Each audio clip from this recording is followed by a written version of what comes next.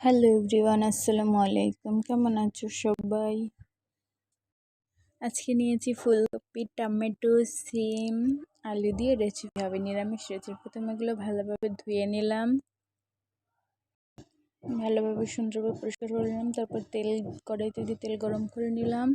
তারপর পেস্ট দিলাম, কাঁচা লঙ্কা দিলাম, হলুদের গুঁড়া দিলাম, লবণ দিলাম, ভালোভাবে নেড়ে চেড়ে নিলাম। লঙ্কা গুঁড়ো দিলাম, তারপর ভালোভাবে নেড়ে চেড়ে নিলাম।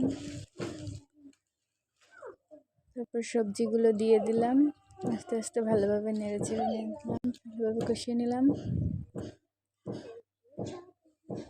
তারপর আবার নেড়ে চেড়ে নিলাম, ঢাকনা দিয়ে ঢেকে দিলাম। আর অনেক টাইম পর ঢাকনাটা তুলে নিলাম, আবার নেড়ে চেড়ে নিলাম।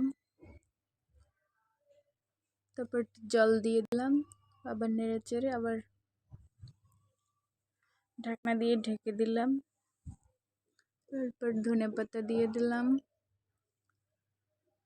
তারপর আবার সুন্দরভাবে ভালোভাবে নেড়ে চেড়ে নিলাম। পরিবেশনের জন্য রেডি হয়ে গেল, যে ফাইনাল লুক চলে আসলো।